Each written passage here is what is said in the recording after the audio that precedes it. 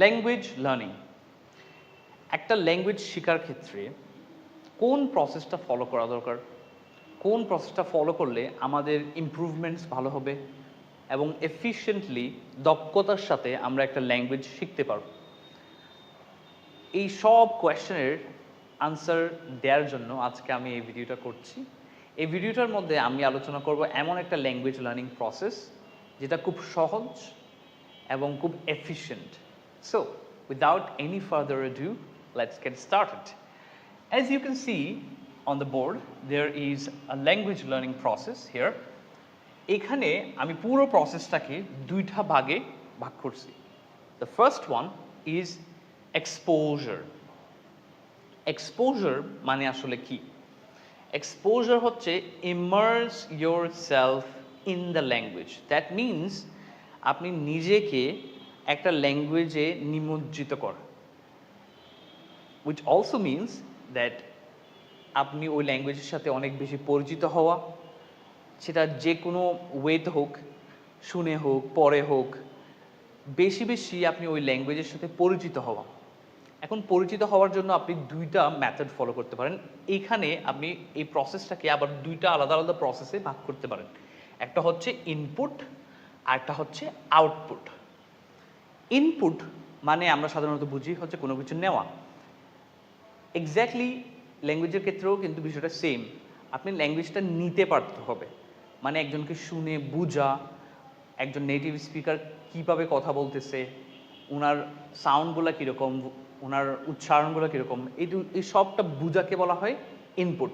মানে লিসেনিং এবং আন্ডারস্ট্যান্ডিং, ওটাকে বলা হয় ইনপুট। সো ইনপুটকে আপনি দুইভাবে করতে পারেন। একটা হচ্ছে লিসনিং করার মাধ্যমে, আর একটা হচ্ছে রিডিং করার মাধ্যমে। এখন লিসনিং আর রিডিং, কোন ধরনের লিসনিং করলে ভালো হয়, কোন ধরনের রিডিং করলে ভালো হয়? একজন স্টুডেন্টের আমি মনে করি লিসনিং করার ক্ষেত্রে যে বিষয়গুলো, যে ধরনের কন্টেন্ট তার কনজিউম করা দরকার, তার মধ্যে আমি মনে করি podcast is one of the good way to listen.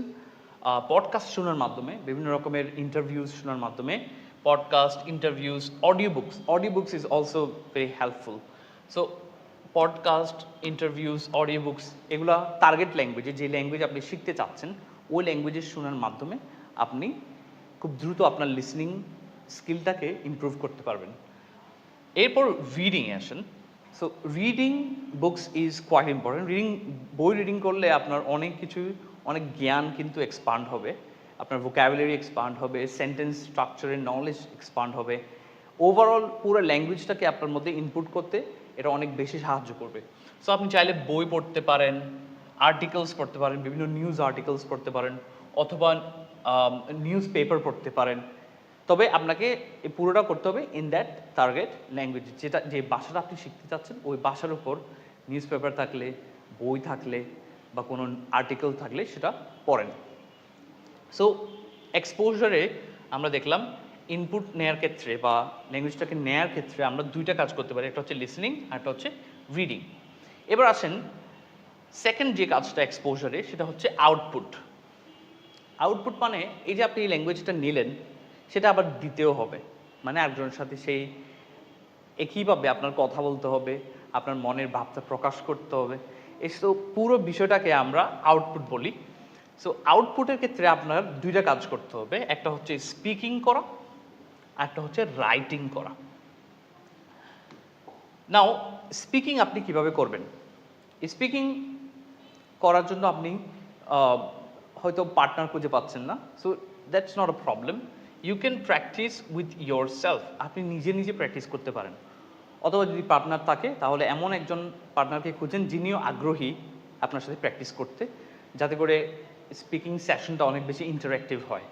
So একজন ওরকম পার্টনার খুঁজেন, অথবা আপনি কোনো টিচারের সাথে আপনি প্র্যাকটিস করতে পারেন। যদি আপনার টিচার আগ্রহী হন তাহলে আপনি কোনো টিচারের সাথে প্র্যাকটিস করতে পারেন, অথবা আপনি জাস্ট পেইড করে কোনো পেইড কোর্সে ভর্তি হওয়ার মাধ্যমে সেটা করতে পারেন।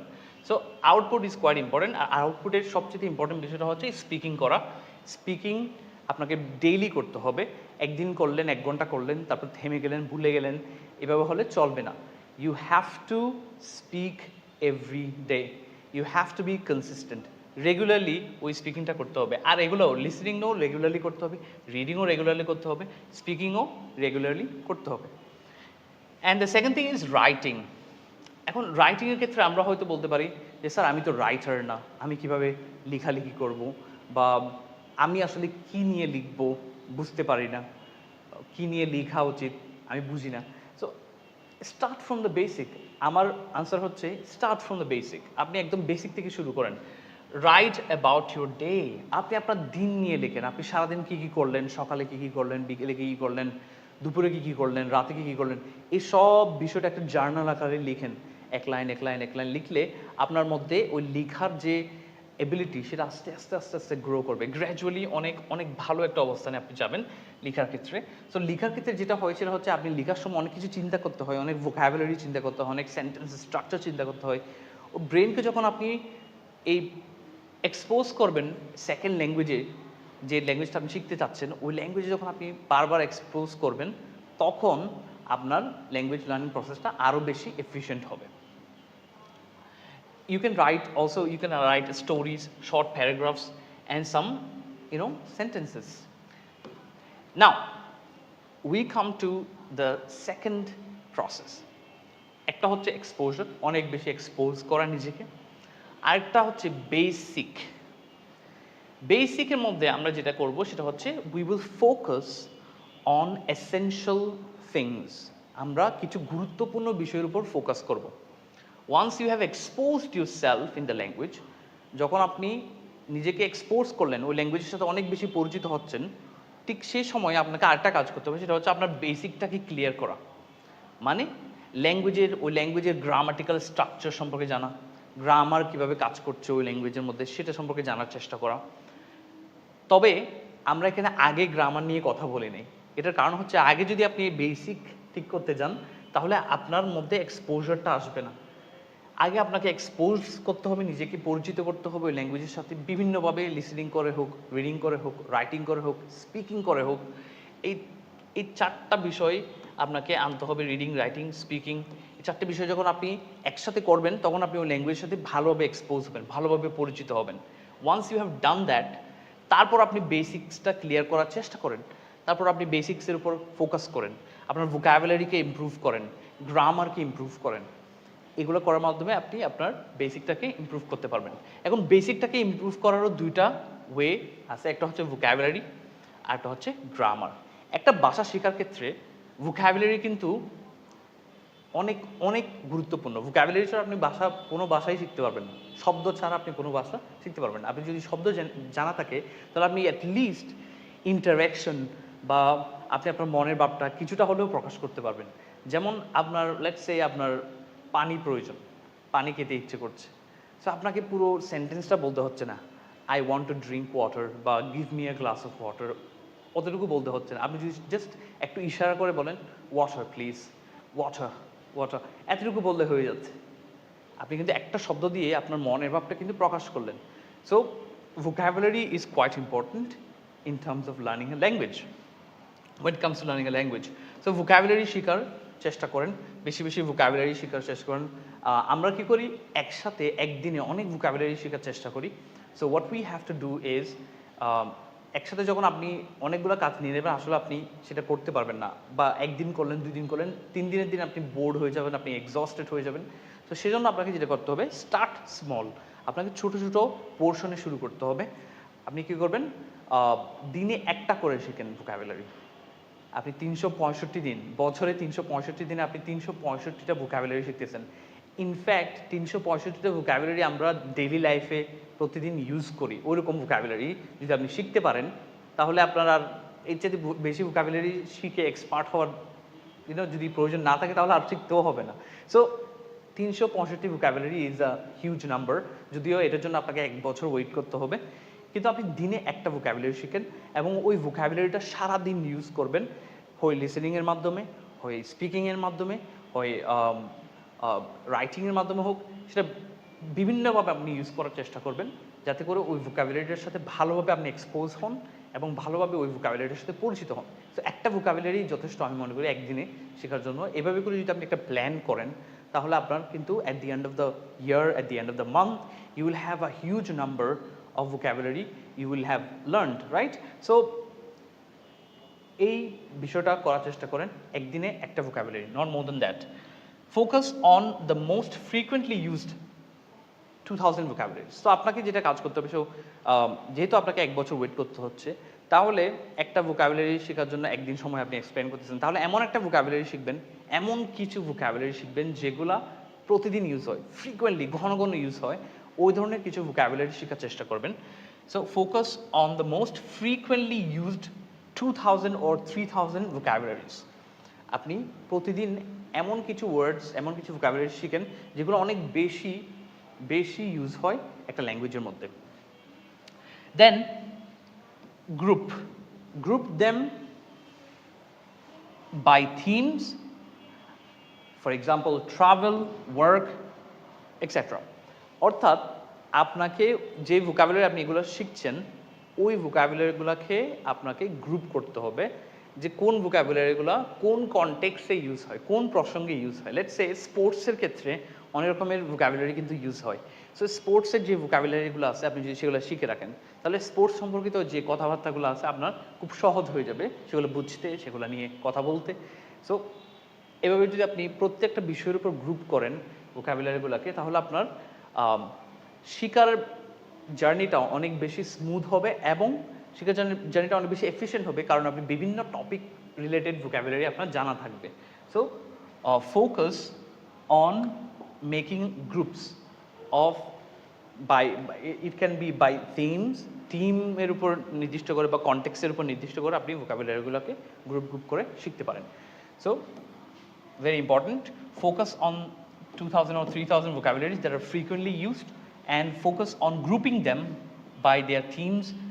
For example, travel, food. যেমন ফুড নিয়ে কথা বলার সময় আমরা, বা কাজ নিয়ে, আমাদের জব নিয়ে কথা বলার সময় আমরা সার্টেন কিছু ওয়ার্ড ইউজ করি, সার্টেন কিছু vocabulary ইউজ করি, সেগুলো যদি আমরা বারবার প্র্যাকটিস করি বা আমাদের জানা থাকে, গ্রুপ করে যদি আমরা শিখি, তাহলে আমাদের শেখাটা অনেক বেশি এফিশিয়েন্ট হবে এবং অনেকদিন মনেও থাকবে। যেটা আমরা most of the time face করি, যে আমরা একটা vocabulary শিখলাম, ভুলে যাই। সো সেই জন্য অ্যাট দ্য বিগিনিং আমি বলছি যে একটা করে vocabulary শিখেন, যাতে করে আপনার ওই জিনিসটা মনে থাকে এবং সারাদিন যেন ওই vocabularyটা আপনি প্র্যাকটিস করেন, যাতে করে ওটার সাথে ভালো করে আপনি এক্সপোজড হন। The last thing is to focus on grammar. দেখেন এখানে হাস্যকর বিষয়, আমরা ছোটোবেলা থেকে ইংরেজি শিখে আসছি গ্রামারের, ফার্স্টে কিসের উপর ফোকাস করছি? গ্রামারের উপর। প্রথম থেকে আমরা গ্রামারের উপর ফোকাস করে ইংরেজি শিখে আসছি ছোটোবেলা থেকে আমাদের গতানুগতিক শিক্ষা ব্যবস্থায়। কিন্তু এখন এই প্রসেসের মধ্যে গ্রামারকে একদম লাস্টে রাখা হয়েছে। এটার কারণ হচ্ছে, গ্রামার নিয়ে যদি আপনি আগে লেগে যান, তাহলে আর আপনার তাহলে আপনার ওই যে ইংরেজিতে কথা বলা, সেই কনফিডেন্সটা আসলে আসবে না। কারণ আপনি তখন সবসময় চিন্তা করবেন আপনার কোথাও গ্রামার মিস্টেক হচ্ছে, আপনার কোথাও ভুল হচ্ছে, ওইটা নিয়ে আপনার যখন একটা ভয় কাজ করবে মনের মধ্যে, তখন আর আপনার কিন্তু কথা বলা হবে না। সেজন্য আপনাকে যে কাজটা প্রথমে করতে হবে সেটা হচ্ছে এক্সপোজ করা, নিজেকে বেশি ওই ল্যাঙ্গুয়েজে, টার্গেট ল্যাঙ্গুয়েজের উপর নিজেকে পরিচিত করা। সেটা ইনপুটের মাধ্যমে হোক, সেটা আউটপুটের মাধ্যমে হোক, অথবা বেসিক্সে যদি আমরা vocabulary শেখার মাধ্যমে হোক, তাহলে আমরা ওই ল্যাঙ্গুয়েজের সাথে অনেক বেশি এক্সপোজ হচ্ছি। Once we have expose to that language, আমরা যখন ওই ল্যাঙ্গুয়েজের সাথে ভালো করে পরিচিত হলাম, ওই ল্যাঙ্গুয়েজে কিছু শব্দ ইউজ করার চেষ্টা করছি, ওই ল্যাঙ্গুয়েজে কথা বলার চেষ্টা করছি, ওই ল্যাঙ্গুয়েজে কথাগুলো বোঝার চেষ্টা করছি লিসেনিং করার মাধ্যমে, দেখবেন আপনার মতো অনেক বেশি কনফিডেন্স চলে আসছে। আপনি বলার চেষ্টা করছেন, আপনি ভয় পাচ্ছেন না, আপনি গ্রামার নিয়ে চিন্তা করছেন না। The last thing to worry about is grammar. So grammar নিয়ে আপনি একদম সবার শেষে চিন্তা করবেন, গ্রামের উপর সবার শেষে ফোকাস করবেন। সো গ্রামার শেখার একটা বেস্ট ওয়ে হচ্ছে ড্রিলিং। আমরা ছোটোবেলা থেকে কীরকম শিখে আসছি, মানে মুখস্থ করতাম আমরা, যে এই স্ট্রাকচারে এটা এই স্ট্রাকচার ফিউচারের জন্য, এই স্ট্রাকচার প্রেজেন্টের জন্য, এটা পাস্টের জন্য, এভাবে করে আমরা এটাকে শিখে আসছি। কিন্তু আসলে বেস্ট ওয়ে হচ্ছে ড্রিল করা। ফর এক্সাম্পল, আপনি প্রেজেন্ট সিম্পল নেন, আই ডু আমি করি, আই ডোন্ট ডু আমি করি না, ডু আই ডু আমি কি করি, ডোন্ট আই ডু আমি কি করি না, আই গো আমি যাই, আই ডোন্ট গো আমি যাই না, ডু আই গো আমি কি যাই, ডোন্ট আই গো আমি কি যাই না। এভাবে করে আপনি ড্রিল করে যদি শিখেন, বারবার ড্রিলিং করার মাধ্যমে, এটাকে আর্মি মেথডও বলা হয়। একটা জিনিসকে বারবার ড্রিল করার মাধ্যমে আপনার ওটার সাথে অভ্যস্ত হয়ে যেতে হবে। So once you are very much habituated with that sentence structure, আপনাকে আর ওটার গ্রামার নিয়ে চিন্তা করতে হবে না, ওটার স্ট্রাকচার নিয়ে চিন্তা করতে হবে না। আপনি সঠিক কিছু সেন্টেন্স নেন, ওগুলোকে বারবার ড্রিল করেন। I go, we go, you go, he goes, she goes, it goes, like that. I go, we go, you go, he goes, she goes, it goes, like that. So drilling করার মাধ্যমে আপনি কিন্তু গ্রামারের basic লেসনগুলো, যে লেসনগুলো সবসময় আমাদের প্রয়োজন হয় ডেইলি লাইফে, সবসময় আমরা ইউজ করি, ওই ধরনের কিছু সেন্টেন্স প্যাটার্ন, কিছু সেন্টেন্স স্ট্রাকচার আমাদের শেখা হয়ে যেতে পারে যদি আমরা ভালোভাবে ড্রিল করি। এবং এই ড্রিলিংটা রেগুলারলি করতে হবে, আপনি একদিন করে থেমে গেলেন হবে না, you have to do it every day. And এই গ্রামার শেখার ক্ষেত্রে আরেকটা ইম্পর্টেন্ট বিষয় হচ্ছে গ্রামাটিক্যাল রেঞ্জ। আমরা কি করি, যখন গ্রামার শিখি তখন এক ধরনের সেন্টেন্স ইউজ করার চেষ্টা করি সবসময়, যাতে করে আমাদের সেন্টেন্সের মধ্যে ভুল না হয়। ভুলকে অ্যাভয়েড করার জন্য আমরা একই রকম সেন্টেন্স বারবার ইউজ করার চেষ্টা করি। ফর এক্সাম্পল আমি বলি, একটা এক্সাম্পল দিই, যেমন I like Rahim, I like his hair style, I like his speaking style. So এখানে আই লাইক তিনোটাই সেম টাইপের সেন্টেন্স আমরা ইউজ করলাম। কিন্তু আমি যদি একটু চেষ্টা করি ভ্যারাইটি আনার জন্য, একটু ভিন্নতা আনার জন্য আমাদের কথার মধ্যে, তাহলে কিন্তু আমার ল্যাঙ্গুয়েজটা কিন্তু অনেক সুন্দর হচ্ছে। We can say something like this, I like Rahim, he has a cool hairstyle, and I have never seen a good speaker like him. Grammatical range আনার চেষ্টা করবেন। Try making different types of sentences, not sticking to one kind of sentences. And sticking to one kind of sentences is not gonna help you to learn the language properly, to learn the language widely. একটা language widely শেখার জন্য, একটু প্রশস্ততা আনার জন্য আপনার language লার্নিংয়ে আপনাকে বিভিন্ন ধরনের সেন্টেন্স প্র্যাকটিস করার চেষ্টা করতে হবে, বিভিন্ন ধরনের সেন্টেন্স স্ট্রাকচার শেখার চেষ্টা করতে হবে। সো এই পুরো প্রসেসটা কিন্তু অনেক সহজ একটা প্রসেস, আমরা এই পুরো প্রসেসটাকে অনেক কঠিন করে ফেলছি। আমরা বিভিন্ন রকমের ডিটেলিংয়ে চলে যাই, বিভিন্ন রকমের সেন্টেন্স স্ট্রাকচার মেকিংয়ে চলে যাই প্রথম শুরুতেই, বা কীভাবে আসলে কোন ওয়েতে আসলে স্টার্ট করলে ভালো হয় সেটা আমরা চিন্তা না করে আমরা খুব দ্রুত একটা কনক্লুশনে চলে যাই যে না, আমি আগে গ্রামার শিখবো, যে আমি আগে ট্রান্সলেশন করব, তারপর ভাষাটা করব, বা আমি আগে একটা ইংরেজি শুনবো, সেটাকে ট্রান্সলেট করব, তারপর ওটার একটা উত্তর দেবো। It's a long process. So আমরা ওটাতে না গিয়ে আমরা কী করব, আগে এক্সপোজারে যাব, ভালোভাবে একটা ল্যাঙ্গুয়েজের সাথে পরিচিত হব, সেটা ইনপুটের মাধ্যমে হোক, রিডিং লিসনিং করার মাধ্যমে হোক, অথবা আউটপুটের মাধ্যমে হোক, স্পিকিং অথবা রাইটিং করার মাধ্যমে হোক। তারপর আমরা যাব হচ্ছে বেসিকে আমরা ফোকাস করব ভোকাবুলারির উপর, গ্রামারের উপর। ভোকাবুলারির মধ্যে আমরা ফোকাস করব যে ভোকাবুলারিগুলো আমরা প্রতিদিন ইউজ করি, প্রতিনিয়ত ইউজ করি, যেগুলো অনেক বেশি ইউজ হয়, ফ্রিকুয়েন্টলি আমরা আমাদের ল্যাঙ্গুয়েজের মধ্যে কাজে লাগে, ওই ধরনের কিছু ভোকাবুলারি আমরা একটা নির্দিষ্ট টাইম ফ্রেম সেট করে ওটা আমরা দিনে 1টা হোক, 2টা হোক, 5টা হোক, এভাবে করে আমরা শিখব। যার যতটুকু সামর্থ্য আছে, যার যতটুকু ধৈর্য আছে, লেটস সে 5টা করে শিখলে কিন্তু আমরা অনেক ভোকাবুলারি শেখা হচ্ছে 1 মাসের মধ্যে বা 1 বছরের মধ্যে। তারপর ভোকাবুলারিগুলোকে গ্রুপ করে করে শেখা, যেমন একটা নির্দিষ্ট বিষয়ের উপর ভোকাবুলারি থিম অনুযায়ী শেখা, যে এই থিমের উপর এই ভোকাবুলারিগুলো শিখলাম, এই প্রসঙ্গে এই ভোকাবুলারিগুলো শিখলাম, স্পোর্টসের কিছু ভোকাবুলারি শিখলাম, ফুড রিলেটেড কিছু ভোকাবুলারি শিখলাম, ওয়ার্ক রিলেটেড কিছু ভোকাবুলারি শিখলাম। এভাবে করে আপনি থিম অনুযায়ী ক্যাটাগরাইজ করে আপনি যদি শিখেন, তাহলে আপনার ভোকাবুলারিগুলো অনেক দিন কাজে লাগবে, অনেক বিষয়ে আপনি কথা বলতে পারবেন, অনেক বিষয়ের ভোকাবুলারি সম্পর্কে আপনার ধারণা হবে। Plus we can come to grammar, আমরা গ্রামারে আসতে পারি। তারপর গ্রামারটা আমরা শিখবো ড্রিলিং করার মাধ্যমে, অনেক বেশি ড্রিলিং করার মাধ্যমে, বিভিন্ন সেন্টেন্স প্যাটার্নকে আমরা ড্রিল করার মাধ্যমে, বারবার ড্রিলিং করার মাধ্যমে আমাদের মধ্যে ওই হ্যাবিটটা ক্রিয়েট করব, যাতে ভুল বা মিস্টেক, গ্রামাটিক্যাল মিস্টেকটা কম হয়।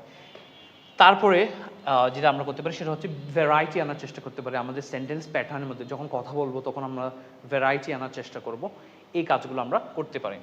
So this is how we can learn a language in the most efficient way possible. আর এই ভিডিওটা লম্বা না করে এতটুকুতেই শেষ করি। Thank you very much for watching. See you in the next video.